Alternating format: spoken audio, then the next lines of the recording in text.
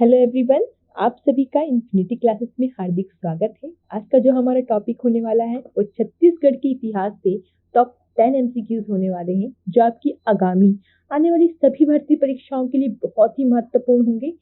हम ट्राई करेंगे कि सारे टॉपिक वाइज हम कवर कर सकें सारे एमसीक्यूज को। ठीक है, तो चलिए फिर आज स्टार्ट करते हैं हम लोग।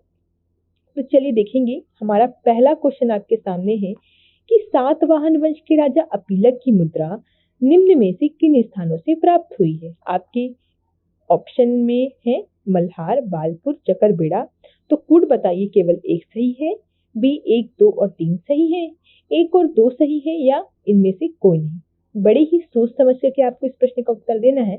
तो देखिए इस प्रश्न का उत्तर क्या होगा। इस प्रश्न का उत्तर होगा आपका केवल ऑप्शन आप सी टिक करेंगे, 1 और 2। मल्हार और आपका जो बालपुर है वहां से आपको अपीलक की मुद्रा मिलती है, जबकि जो चकड़बेड़ा जो स्थान है आपका, वहां से आपको रोमकालीन विदेशी व्यापार को इंगित करते हुए सिक्के आपके प्राप्त होंगे। ठीक है, तो चलिए अब हम अगले प्रश्न की तरफ चलते हैं।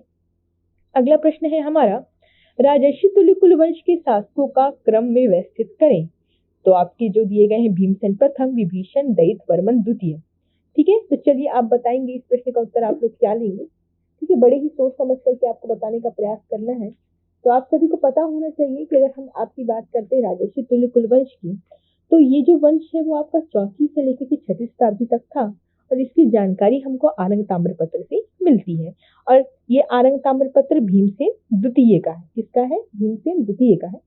तो अगर हम देखें तो इस ताम्रपत्र में हमको जानकारी मिलती शासकों की, जो क्रम है शूरा, दयित प्रथम, फिर आपका विभीषण आता है, फिर भीमसेन प्रथम आता है, और फिर आता है आपका दयित वर्मन द्वितीय, और फिर आता है भीमसेन द्वितीय। ठीक है, और इसके अनुसार अगर देखा जाए तो सबसे पहले क्या होगा आपका, सबसे पहले आपका आ जाएगा कौन, आपका ऑप्शन इसमें होना चाहिए। सबसे पहले आप करेंगे 2, विभीषण।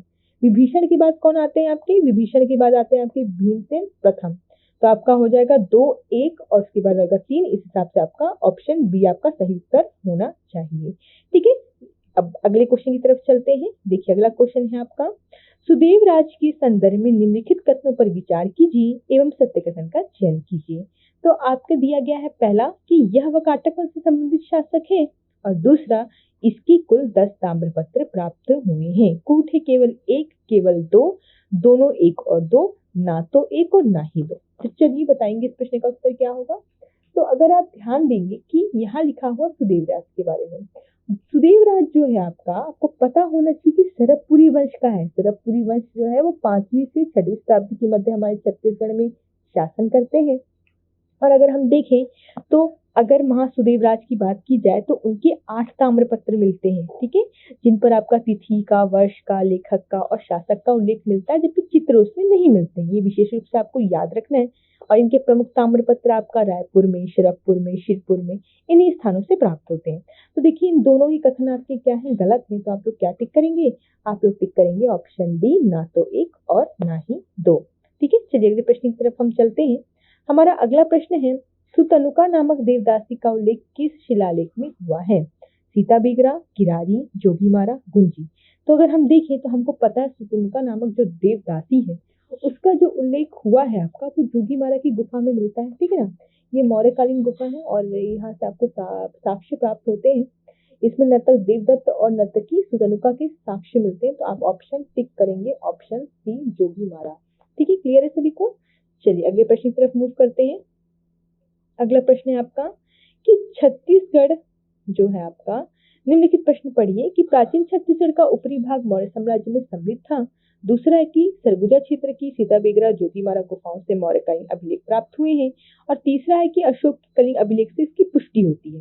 तो केवल 1 सही है, 1 और 2 सही है, 2 एवं 3 सही है, या 1 व 3 सही है, या आपका 1, 2 एवं 3 सही है।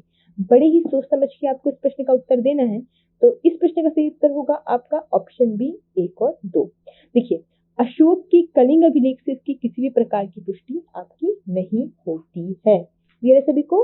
देखिए अगर हम मौर्य साम्राज्य की बात करें तो चंद्रगुप्त मौर्य के शासनकाल में समूचा भारत जो था वो 5 प्रांत में विभाजित था, और छत्तीसगढ़ का जो उत्तरी भाग था वो प्राची प्रांत के अधीन था, किंतु मध्य और दक्षिण छत्तीसगढ़ कलिंग प्रांत के अधीन आते थे। ठीक है, चल अगले प्रश्न की तरफ हम मूव करते हैं। हमारा अगला प्रश्न है कि आर्य शब्द इंगित करता है निजाति समूह को, ये यावरी जन को, भाषा समूह को, या श्रेष्ठ वंश को।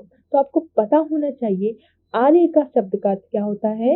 आर्य शब्द का अर्थ होता है आपका श्रेष्ठ वंश को। आर्य शब्द क्या है, श्रेष्ठता को दर्शाता है। ठीक है, कुलीन, अभिजात ये शब्द आर्य शब्द के लिए ही यूज होते हैं। ठीक है, चलिए अगले प्रश्न की तरफ देखिए आप लोग। त्रय नाम है 3 वेदों का, हिंदू धर्म के 3 देवताओं का, धर्म संघ व युद्ध का, या 3 मौसम का। तो आप सभी को पता होना चाहिए त्रय नाम है 3 वेदों का। चलिए आप कमेंट सेक्शन में जरूर बताइएगा ये 3 वेद कौन कौन से हैं और वेदों की संख्या कितनी होती है और सबसे प्राचीन वेद कौन सा है। ठीक है, चलिए सभी को पता होगा ये प्रश्न का उत्तर और मैं देखूंगी कि आप लोग क्या इस प्रश्न का उत्तर देते हैं।